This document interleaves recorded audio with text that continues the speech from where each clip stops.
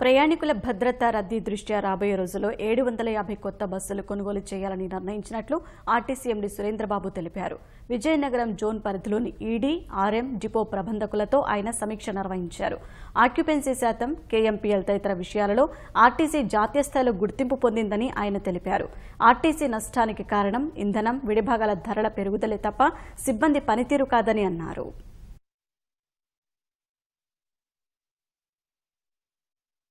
పెరిగిన personal cost పెరిగిన ఇతర కాస్టులు పెరుగుతున్నప్పటికీ కూడా మేము పాత రేట్ల ప్రకారమే బస్ సర్వీసెస్ ప్రొవైడ్ చేస్తున్నాం.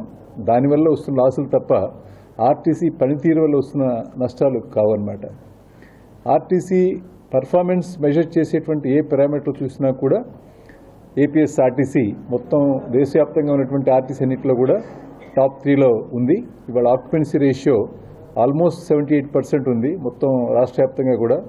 ఇది మన కంట్రీలోనే హైయెస్ట్ అనమాట. కేఎంపీఎల్ విషయంలో కూడా మనం ఆల్మోస్ట్ 5.22 కేఎంపీఎల్ మనము సాధిస్తున్నాం. ఇది కూడా మొత్తం దేశంలో ఉన్నటువంటి కార్పొరేషన్స్లో కూడా one of the highest. Vehicle utilization కూడా మనకు సుమారుగా 367 కిలోమీటర్లు పర్ డే ఉంది.